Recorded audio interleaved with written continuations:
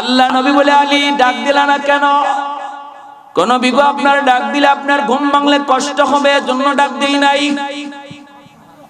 দিনের নবী মায়ার নবী তখন হাত বাড়ায় দিলেন, ও আসমানের মালিক, ও সূর্যের মালিক, তোমার কোথায় সূর্য উঠে, তোমার কোথায় সূর্য ডুবে, কার কোথায় উঠে কার কোথায় ডুবে? আল্লাহ, আমার আলী আজকে তোমার নবী, তোমার রহমতের নবীর আরামের জন্য তার নামাজ কাজা হয়ে গেছে, আর তোমার সূর্য ডুবে গেছে। আল্লাহ, তুমি সূর্য আবার আকাশে উঠায় দাও, যেন আমার আলী অক্ত মতো নামাজ পড়তে পারে। আমার নবী মায়ার নবী হাত উঠে আল্লাহর কাছে দোয়া করতে দেরি, আল্লাহ ডুবন্ত সূর্য আবার আকাশে উঠায় দিতে দেরি করেন নাই। আসমান আল্লাহ বানাইছেন কুন ফায়াকুন বইলা, জমিন আল্লাহ বানাইছেন কুন ফায়াকুন বইলা, ফেরেশতাকে আল্লাহ বানাইছেন কুন ফায়াকুন বইলা, কিন্তু আমারে আপনারে আল্লাহ পাক কুন ফায়াকুন বইলা বানায় নাই। খালাকতু বিয়াদাইয়া, আল্লাহ বলে মানুষকে আমি বড় মায়া করে নিজের হাতে বানাইছি, কারণ এই চেহারার মধ্যে এত দামি কপাল, এই চেহারার মধ্যে এত দামি কপাল, এই কপাল দিয়া বান্দা আমার কুদরতি কদমে সিজদা দেয়, এই কপালটা দিয়া বান্দা আমার কুদরতি কদমে সিজদা দেয়। অতএব এই কপালটা এত দাম, এই কপাল ফেরেশতাদের হাতে বানাইলে হয় না, এই কপাল কুন ফায়াকুন বললে হয় না, আমি আল্লাহ নিজের হাতে বানাইছি। এই যুবকের জন্য আল্লাহ পাক কয়, চারটা শ্রেণী জমিনের ভিতরে যতদিন থাকবে ততদিন আমি আল্লাহ আসমান আসমানের জায়গায়, জমিন জমিনের জায়গায় দাঁড় করায় রাখবো।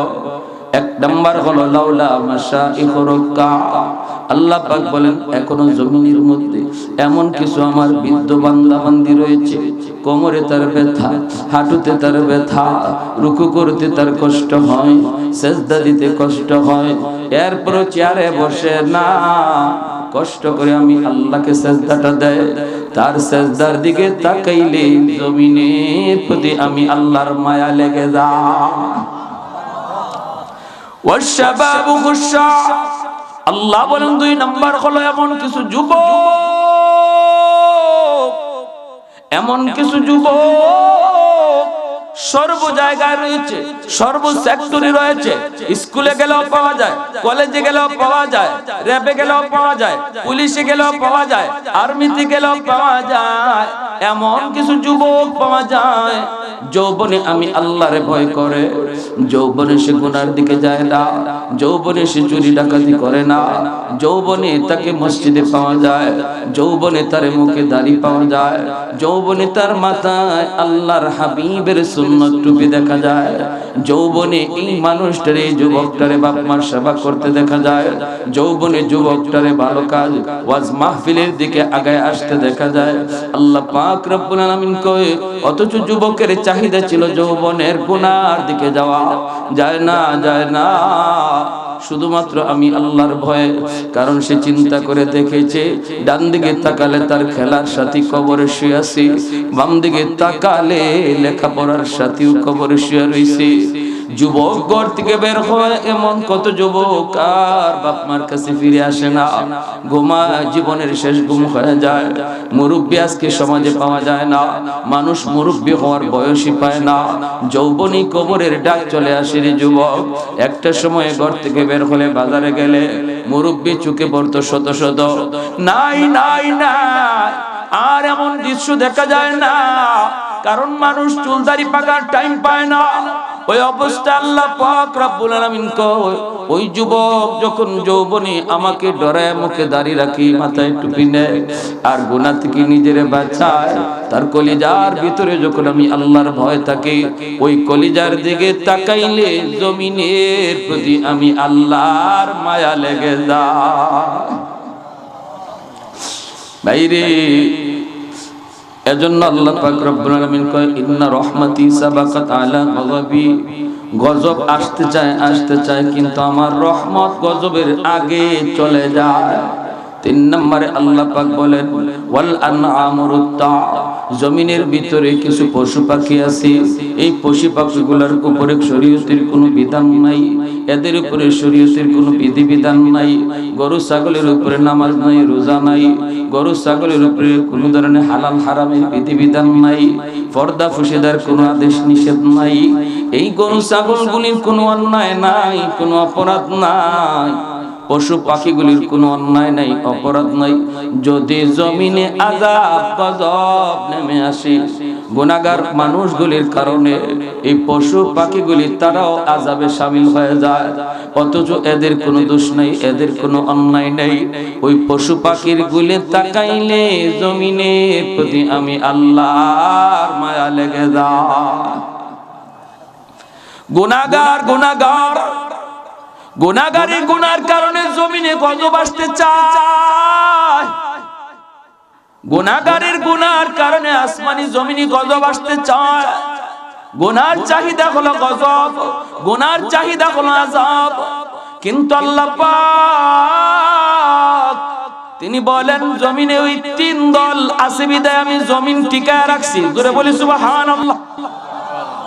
আরেকটা দলের কথা আল্লাহ বলেন ওয়াল আতফালু রুদ্দা, প্রতিটা ঘরে ঘরে কিছু শিশু বাচ্চা আছে রে যুবক, এই বাচ্চাগুলির উপরে কোনো শরীয়তের বিধিবিধান নাই। আমার বাচ্চাটা কোনো গুনাহ নাই, তার কোনো গুনাহ নাই, তার উপরে নামাজ নাই, রোজা নাই, বাচ্চাটা নিষ্পাপ মাসুম। এই বাচ্চার বাপের কারণে গুনাহ আসতে চায়, মায়ের গুনার কারণে গুনাহ আসতে চায়, কিন্তু বাচ্চাটার কোনো গুনাহ নাই।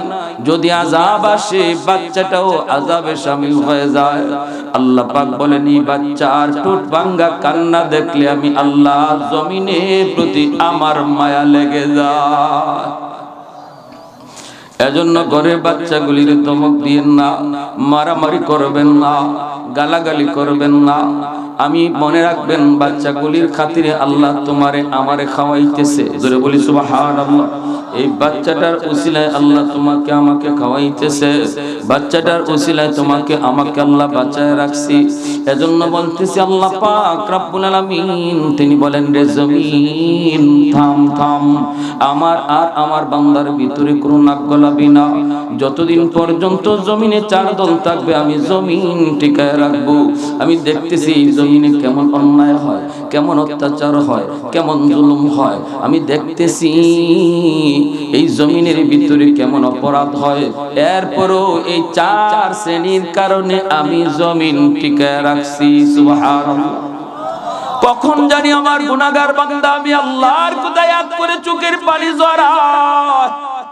রাতে তওবা করবে, রাতে কবুল করব, দিনে তওবা করবে, দিনে কবুল করব।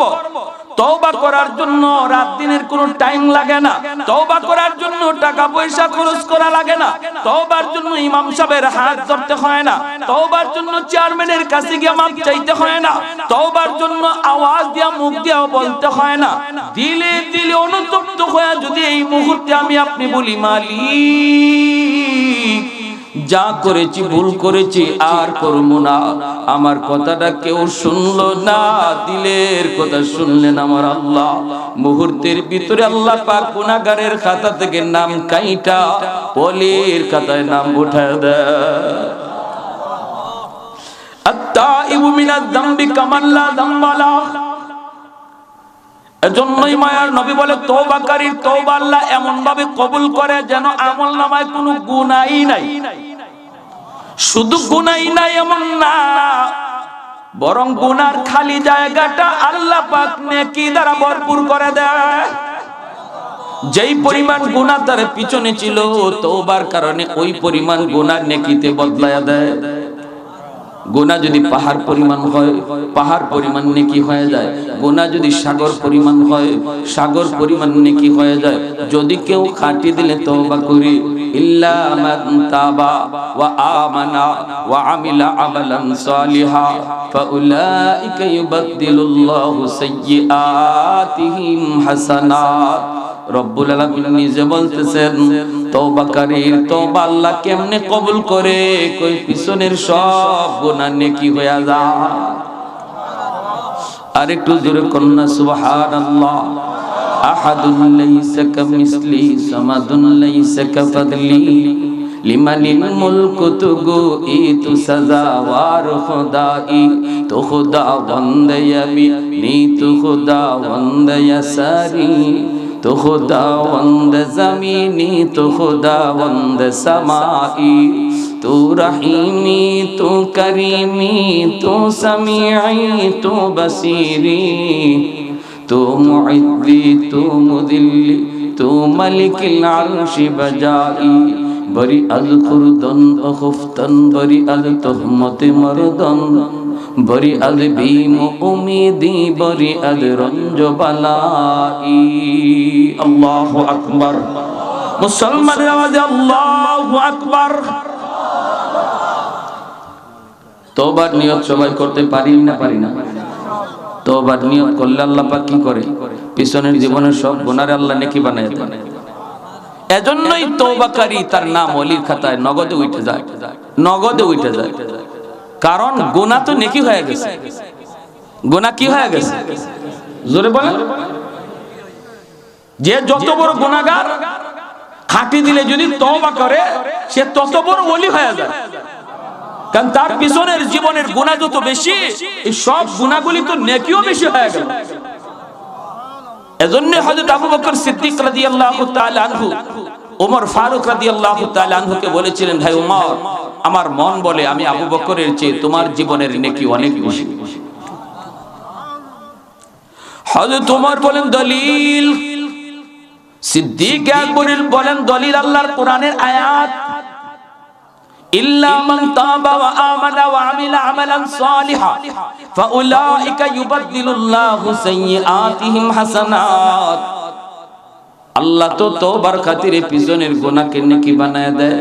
এরে ওমর, তুমি তো গুনাহ আমার চেয়ে বেশি করছো ইসলাম গ্রহণ করার আগে, অতএব আমার মন বলে গুনাহ বেশি হওয়ায় নেকিও তোমার বেশি হয়ে গেছে। এইবার হযরত ওমর ফারুক বলেন, ভাই আবু বকর, আমি সোজা সাজা মানুষ, সরল সিধা মানুষ, আমি এত কিছু বুঝি না রে ভাই আবু বকর। ও সিদ্দিক, যদি আমি ওমরের জীবনের নেকি তোমার জীবনের নেকির চেয়ে বেশি হয়ে যায়, তাহলে আসো আমরা নেকি বদলা বদলি কইরা লাই। হযরত আবু বকর সিদ্দিক বলেন, বদলা বদলি করতে হয় বলেছি। হযরত ওমর বলেন, আপনার জীবনের সব নেকি লাগবে না, আমি আমার ওমরের জীবনের সব নেকি দিয়া দিব, বিনিময়ে শুধু আপনি আমাকে এক রাতের নেকি দিয়া দিবেন। সিদ্দিক আকবর বলেন, ভাই ওমর, এটা কোন রাতের কথা বলছো? এমনি হযরত ওমর চোখের পানিটা অজান্তেই চলে আসলো। চোখের পানি ছেড়ে বলতেছে, ভাই আবু বকর, এই রাতটা হলো আমার মায়ার নবীর সাথে হিজরতের রাত। যেই রাতের অপেক্ষায় তুমি 40টা রাত ঘুমাও নাই, দরজার পাশে কান লাগায় লাগায় অপেক্ষায় ছিলা, কখন জানি আমার মায়ের নবী আয়েশা আমাকে ডাক দিবে। এই অপেক্ষায় 40টা রাত তুমি ঘুমাও নাই। অবশেষে আমার নবী আয়েশা তোমাকে ডাক দিলেন। তারপরে মায়ের নবীকে নিয়ে তুমি রওনা দিয়ে দিলা। যাইতেছো যাইতেছো, গারে সুরে তোমরা আত্মগোপন করেছো 3 দিন। কিন্তু এই গার তো গার না, এটা তো বিশাল বড় পাহাড়ের উপর। ওই পাহাড়ের উপরে যখন মায়ার নবীকে নিয়ে তুমি উঠছো, ও ভাই আবু বকর, আমার মায়ার নবীরে তুমি পাহাড় বাইতে দাও নাই, তুমি ওই পাহাড়ের গোড়ায় দেয়া কইছো, নবী গো আপনি আমার কাঁধে উঠেন।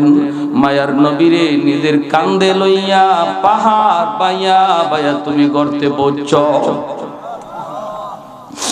সেই গুহার কিনারায় যাইয়াও তুমি নবীকে আগে ঢুকতে দেও নাই। ওখানে যাইও তুমি বলছো, নবী গো আপনি একটু দাঁড়ান, আমি গুহার ভিতরে ঢুকে আগে গুহাটা নিরাপদ কিনা একটু দেখে আসি গো মায়ের নবী। যদি গুহাটা নিরাপদ না থাকে, কোনো হিংস্র জীব জানোয়ার থাকে, আমি আবু বকরের ক্ষতি হয়ে যাক, আমি আবু বকরের জান গেলেও উম্মতের এত ক্ষতি হবে না, কিন্তু আপনার যদি কোনো ক্ষতি হয় উম্মত সেটা পূরণ করতে পারবে না। ওগো মায়ার নবী আপনি একটু গুহার কিনারায় দাঁড়ান। ওই দিন আমার নবীরে তুমি গুহার কিনারায় দাঁড় করাইয়া নিজে যে গুহার ভিতরে ঢুকছো, ঢুইকা নিজের পাগড়ি ছিঁড়া ছিঁড়া যতগুলি গর্তের মুখ ছিল সবগুলি গর্তের মুখ তুমি বন্ধ করে গুহাকে নিরাপদ বানাইছো। একটা গর্তের মুখ বন্ধ করার কাপড় ছিল না, নিজের পা দিয়া তুমি ঢাইকা রাখছো। এই গর্তে যদি সাপ থাকে, আমি আবু বকরের পায়ে কামড় দেখ, তবু আমার মায়ার নবীর যেন ক্ষতি না করে। এরপরে আমার মায়ার নবীর গুহার ভিতরে ঢুকাইয়া তোমার ঘুমের প্রয়োজন বেশি ছিল রে ভাই, 40টা রাত তুমি ঘুমাও নাই, ঘুমের প্রয়োজন ছিল তোমার বেশি, অথচ নিজে না ঘুমাইয়া আমার মায়ার নবীর নিজের উরুতে তুমি ঘুম পাড়াইছো, আর পা দিয়ে ওই গর্তের মুখটা ঢাইকা রাখছো। নবী তোমার উরুতে নিশ্চিন্তে ঘুমাইতেছেন, ওই গর্তের ভিতরেই ছিল বিষাক্ত সাপ, কামড় দিল, বিষের যন্ত্রণায় তুমি অস্থির, কিন্তু বডি নাড়াচড়া করো না, কারণ বডি নাড়াইলে আমার মায়ার নবীর ঘুম ভেঙ্গে যাবে। আমার মায়ার নবী তোমার উরুতে ঘুমাইতেছেন, এতটুকু আরামের চিন্তা তুমি করেছো, চোখের পানির এক ফোঁটা পানি আমার মায়ার নবীর গালে পড়লো, এতে নবীর ঘুম ভেঙ্গে গেল। মায়ার নবী ওইটা পবিত্র মুখের লব লাগাইয়া বিষাক্ত সাপের বিষ পানি করে দিলেন। আমার আল্লাহ, ও ভাই আবু বকর, আমি ওমরকে তোমার জীবনের নেকি লাগবে না, শুধু ওই একটা রাতের নেকি আমারে দিয়া দাও, আমি ওমর তোমার জীবনের নেকি দিয়া দিব। सिद्दीक तेरा नाम से इस्लाम रहेगा, सिद्दीक तेरा नाम से इस्लाम रहेगा, दुनिया की सदाकत में तेरा नाम रहेगा, दुनिया की सदाकत में तेरा नाम रहेगा, फारूक तेरा नाम से इस्लाम रहेगा, दुनिया की अदालत में तेरा नाम रहेगा, दुनिया की अदालत में तेरा नाम रहेगा, उस्मान तेरा नाम से इस्लाम रहेगा, दुनिया की सखावत में तेरा नाम रहेगा, हैदर तेरा नाम से इस्लाम रहेगा, दुनिया की शजाअत में तेरा नाम रहेगा, मुआविया तेरा नाम से इस्लाम रहेगा। अल्लाहु अकबर। এমনি আবু বকর সিদ্দিক বলতেছে, ভাই ওমর, মায়ার নবীর ঘুম পাড়াইছেন, কষ্ট হইতেছে, এরপরও নড়াচড়া করেন না, এর নাম হলো আশিক রাসূল, ঠিক না? হযরত আলীও তাবুক যুদ্ধ থেকে ফেরার পথে আল্লাহর নবীকে বিশ্রামের জায়গায় ঘুম পাড়াইছিলেন নিজের উরুতে, রদ্দে শামস নামক কিতাবের মধ্যে লিখেন, উরুতে ঘুম পাড়াইছেন। আসরের নামাজ হযরত আলী পড়েন নাই, মনে করছেন নবীজি একটু পরে ঘুম থেকে উঠে যাবেন, তখন নামাজ পড়বো না, কিন্তু নবীর ঘুম যে লাগছে আর ঘুম ভাঙে না। হযরত আলী বারবার তাকাইতেছেন সূর্যের দিকে, সূর্য লাল হয়ে গেছে, ডুবে যাইতেছে, আসরের নামাজ তো কাজা হয়ে যাইতেছে। এইবার হযরত আলী নিজের মন রে জিজ্ঞাসা, আলী বল, নামাজ কাজা করবি না নবীর ঘুম ভাঙাবি? আলীর মন কয়, নামাজ কাজা হয়ে যায় যা, তবু রহমতের নবীর ঘুম ভাঙানো যাবে না। সুবহানাল্লাহ, সুবহানাল্লাহ। সূর্য ডুবে গেল, আল্লাহ নবীর ঘুম ভাঙলো, নবীর চেহারার দিকে তাকায় বলেন, আলী বড় পেরেশান পেরেশান লাগতেছে, নামাজ যদি কোনো কারণে একক তো কাজা হয়ে যায়, মুমিনের আলামত হলো তার চেহারার মধ্যে পেরেশানি থাকবে। কথা ঠিক কিনা? জোরে কর না কেন, মাতুন কি? চেহারার মধ্যে পেরেশানি থাকবে। আর আমি একটা গুনাহ করে ফেলাইছি, গুনাহ করার কারণে কোনো পেরেশানি নাই অন্তরে, গুনার পরেও কোনো পেরেশানি নাই, বোঝা গেল ঈমান একবারে দুর্বল, নাই বলতে নাই। যার ঈমান আছে মজবুত, হইতে পারে কোনো গুনাহ ইচ্ছায় অনিচ্ছায় হয়ে যাইতে পারে, সাথে সাথে তার একটা পেরেশানি শুরু হবে। এটা হলো মজবুত ঈমানের আলামত, মজবুত ঈমানের আলামত। হযরত আলী রাদিয়াল্লাহু তাআলা আনহু চেহারার ভিতরে পেরেশানি, মায়ার নবী বলতেছেন আলী ঘটনা কি? বলি ইয়া রাসূলুল্লাহ আসরের নামাজ পড়তে পারি না। আল্লাহ নবী বলে আলী ডাক দিলা না কেন? কোন বিগো আপনার ডাক দিলে আপনার ঘুম ভাঙলে কষ্ট হবে, এজন্য ডাক দেই নাই। দিনের নবী মায়ার নবী তখন হাত বাড়ায় দিলেন, ও আসমানের মালিক, ও সূর্যের মালিক, তোমার কোথায় সূর্য উঠে, তোমার কোথায় সূর্য ডুবে, কার কোথায় উঠে কার কোথায় ডুবে? আল্লাহ, আমার আলী আজকে তোমার নবী, তোমার রহমতের নবীর আরামের জন্য তার নামাজ কাজা হয়ে গেছে, আর তোমার সূর্য ডুবে গেছে। আল্লাহ তুমি সূর্য আবার আকাশে উঠায় দাও, যেন আমার আলী অক্ত মতো নামাজ পড়তে পারে। আমার নবী মায়ার নবী হাত উঠে আল্লাহর কাছে দোয়া করতে দেরি, আল্লাহ ডুবন্ত সূর্য আবার আকাশে উঠায় দিতে দেরি করেন নাই। এ ভাই, এর জন্য বলি যুবক, কেমনে তুমি আমার মায়ের নবীর কষ্ট দিতেছো? সাহাবায়ে কেরাম নবীর আরামের কতটা চিন্তা করছেন, আর আজকে তুমি পদে পদে নবীর কষ্ট দিচ্ছ। তোমার সুরত দেখলে নবীর উম্মত বোঝা যায় না। কিছুদিন আগে গেছে খেলা আর্জেন্টিনা ব্রাজিল, এমনও কিছু যুবক দেখা যায় দেখলে বোঝা যায় মেসির উম্মত, কেউরে দেখলে বোঝা গেছে নেইমারের উম্মত। কারণ চুলের কাটিং আর দাড়ির নমুনা, কিরে এটা কেয়ার কাটিং, কইরে নেইমার কাটিং। কও তোমার এই আচরণের দ্বারা নবী রওজা শরীফে শুয়া আনন্দ পাইতেছে না কষ্ট পাইতেছে? উম্মতের হালত যখন নবীকে জানানো হয়, মায়ার নবী রওজা ফেরে জিন্দা, নবীকে খবর দেওয়া হয়, ফেরেশতার মাধ্যমে নবী কষ্ট পাইতেছে। আমি দাঁত ভাঙ্গা সেই দিন, রক্ত ঝরানো সেই দিন আমার উম্মতের কাছে আমানত রেখে আসলাম, আর উম্মতের যুবকগুলি এইভাবে বুঝি আমার দিনকে নষ্ট করতেছে, খেয়ানত করতেছে। মায়ার নবী কত কষ্ট পাবেন, কত কষ্ট পাবেন। আজকে তুমি দাড়িতে খুল লাগাও, যেখানে আমার নবী বলছেন দাড়িতে খুল লাগানো আর নবী কলিজায় খুল লাগানোর সমান। এতটা কষ্ট তুমি দিচ্ছ প্রতিনিয়ত। বলো ওই সকল সাহাবায়ে কেরামের সামনে কিয়ামতের ময়দানে কেমন করে মুখ দেখাবা, যারা বিষাক্ত সাপের বিষের যন্ত্রণা হজম করে ফেলাইছেন, তবু বডি নাড়ান নাই, মায়ার নবীর কষ্ট হবে। বিষাক্ত সাপের বিষের যন্ত্রণা হজম করেছেন, এরপরও বডি নাড়ান না, আমার নবীর ঘুম ভাঙবে। সুবহানাল্লাহি ওয়া বিহামদিহি, সুবহানাল্লাহিল আযীম।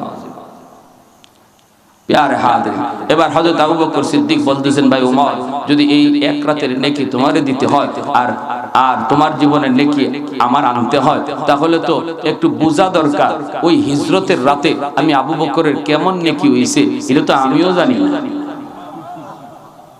এটা তো কি জানি না আমিও।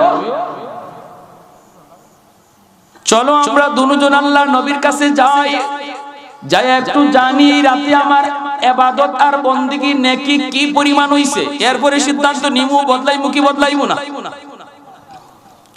দুজন আল্লাহর নবীর কাছে হাজির। আল্লাহর নবী জিজ্ঞেস করেন, ব্যাপার কি, ঘটনা কি? সিদ্দিক একবার বলেন, ইয়া রাসূলুল্লাহ, জটিল এক সমস্যা লইয়া দুইজন হাজির। ওমর তার জীবনের নেকি আমাকে দিয়ে দিতে চায়, আর আমার এক রাতের নেকি নিতে চায়। আমি তো জানি না গো নবী ওই রাতের নেকি আমার কি পরিমাণ, সিদ্ধান্ত দেই নাই, আপনার কাছ থেকে জানার পরে সিদ্ধান্ত দিমু। আল্লাহর নবী বলেন, আবু বকর কোন রাত? সিদ্দিক আকবর বলেন, নবী গো সেই রাত হলো হিজরতের রাত। আল্লাহর নবী তখন বলেন, আবু বকর বদলাইবা কি বদলাইবা না আমি নবী জানি না, আমি তোমাদের কাউকে কোনো মত দিব না, এটা তোমরা ভালোই বুঝো। তোমরা নিজেরা সিদ্ধান্ত নিবা বদলা বদলি আর পাল্টা পাল্টি করবা কিনা। কারণ নবী কার পক্ষে কথা কইবেন আর কে বেজার হয়ে যায়, দুইজন নবীর হোক।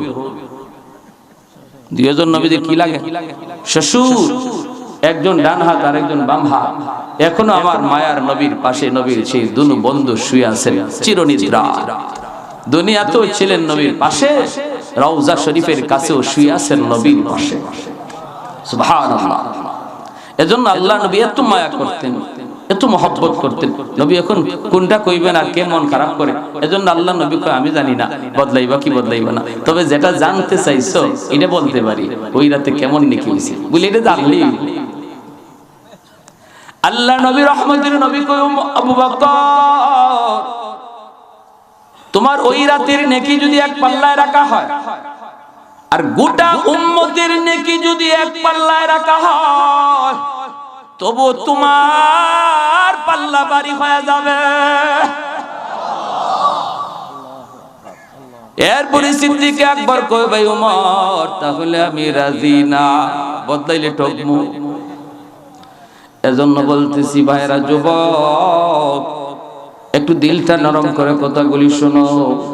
তুমি যদি গায়ে শক্তি থাকা অবস্থায় আল্লাহর গোলামিটা করো, তওবা করে নাও। এখনো যদি তওবা করো, আল্লাহ সামনে আসতেছে রমজান মাস, জীবনে রোজা যা ছাড়ছি ভুল করছি, আর জীবনে নামাজ রোজা ছাড়বো না, রোজা তরক করবো না। আল্লাহ নামাজ যা ছাড়ছি ভুল করছি মালিক আর ছাড়বো না। এই বইলা তুমি এখনই নামাজে লেগে যাও, এখনই আল্লাহর গোলামিতে তুমি পা দিয়ে দাও পাক্কা ইরাদার মাধ্যমে। শেষ বয়সে তুমি যখন দাইমি আমলগুলি করতে পারবা না, আল্লাহ পাক তোমার আমল নামায় যৌবনের ইবাদত জারি রেখে দিবে। ইল্লাল্লাযীনা আমানু ওয়া আমিলুস সালিহাত ফালাহুম আজরুন গায়রু মামনুন। আল্লাহ পাক রব্বুল আলামিন পবিত্র কোরআনের সূরাতুত তিনের মধ্যে চারটা জিনিসের কসম খেয়ে আল্লাহ বলেন, মানুষ তোমাদেরকে আমি আল্লাহ বড় সুন্দর করে বানাইলাম, বড় সম্মানী করে বানাইলাম। এই মানুষ যখন বৃদ্ধ হয়ে যায়, সমাজের কাছে তার দাম কমে যায়, সমাজের কাছে তার দাম কমে যায়, ঘরেও তার দাম কমে যায়। সমাজের মানুষেরা কইমে আগের মতো ধমক দিও না, আগের মতো হাত দিও না, এখন আর গায়ে এরম শক্তি নাই, কথা কম কও। বাবা ছেলেও বাবারে কয়, আব্বা তুমি কথা কম বুঝো, এত বুঝছো না, এখন বুড়া হয়ে গেছে তোমার বুঝ কম। স্ত্রীও কয় স্বামী গো এত কথা কইও না, ফুলাফান এখন বড় হইছে এরা ভালো বুঝে, কোন জায়গায় তোমাকে দাম দিতে চায় না, তোমার কথা কেউ শুনতে চায় না। কিন্তু আল্লাহ বলেন, বান্দারি যৌবনে যদি তুমি আমার গোলামি খাঁটি ভাবে করো, যৌবনে যদি নাম অলির খাতায় লিখাও, বৃদ্ধ বয়সে আমি আল্লাহ মর্যাদা দ্বিগুণের দ্বিগুণ বাড়াইতে থাকব। আর যৌবনের আমলগুলি বৃদ্ধ বয়সে এর আমল নামায় জারি রেখে দিব। এজন্যই তো দেখেন না, শাইখে কৌরিয়া, শাইখে বাগা, শাইখে গাজীনগরী, শাইখে কাদিয়া, আল্লাহর ওলিরা, শাইখে আহমদ শফি রাহিমাহুল্লাহ, এমন যত আল্লাহর ওলিরা যত বৃদ্ধ হয়েছেন তত মর্যাদা কমছে না বাড়ছে? আওয়াজ আসতে কেন? আরো আসতে কম? যত বৃদ্ধ হইছেন বয়স বাড়ছে তত সম্মান কমছে না বাড়ছে? বাড়ায় দিছে কে?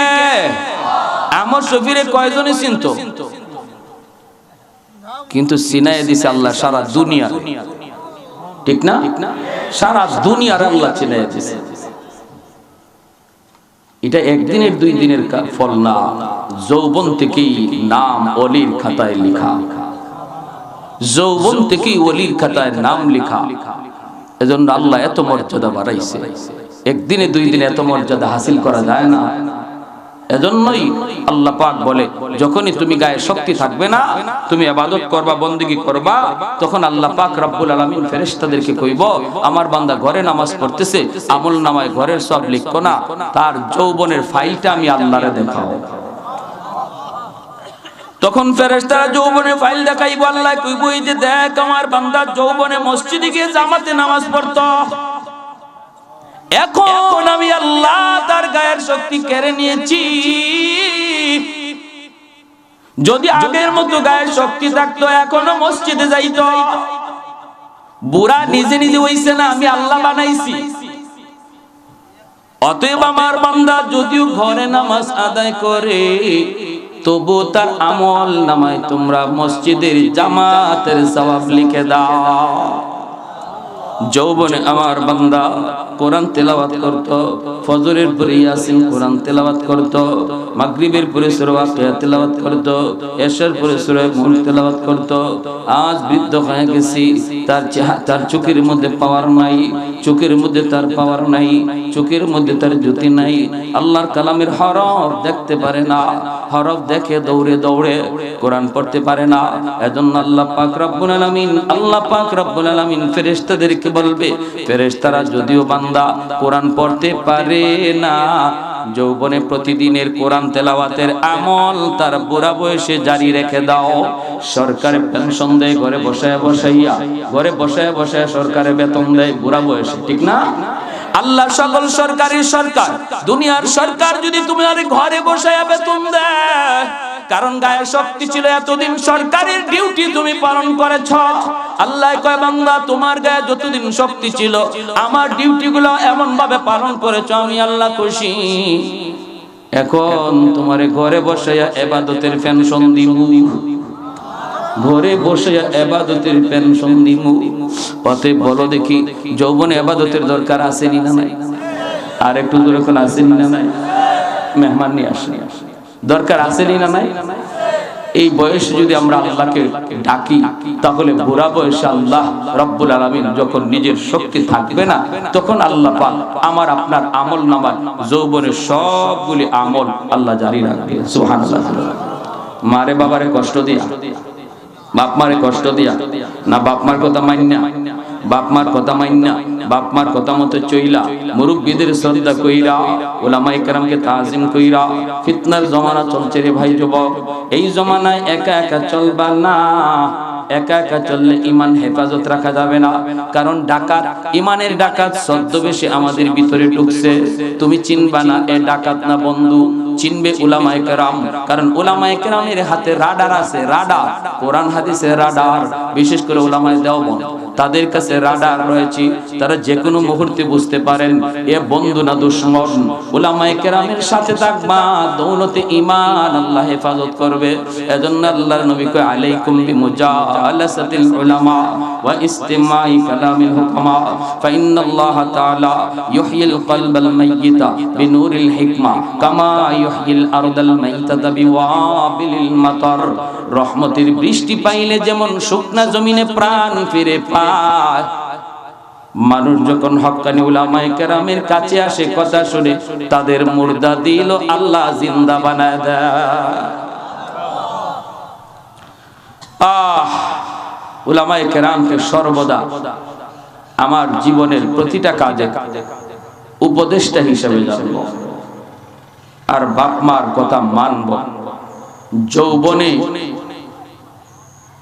তওবার নিয়ত কইরা সামনের জীবনগুলো আল্লাহর বিধান ঠিক মতো মানব। রমজান মাস আর কতদিন আছে? আইছে না? কই আছে? আর এক মাস। পিছনে যদি এক দুইটা রোজা তুমি ইচ্ছা করে ভাঙ্গা থাকো, যুবক এখানে বৈশা, এই জায়গাতে বৈশা একটু খাঁটি দিলে নিয়ত করবা, আল্লাহ ভুল করেছি মালিক, ভুল করেছি, আর জীবনে কোনোদিন রোজা ভাঙবো। কার কার নিয়ত আছে হাত উঠে আল্লাহকে দেখা। আল্লাহ তুমি প্রতিটা হাতকে কবুল করো, জোরে বলেন আমিন, আরো জোরে বলেন আমিন। ওয়া আখির দাওয়ানা আনিল হামদুলিল্লাহি রাব্বিল আলামিন।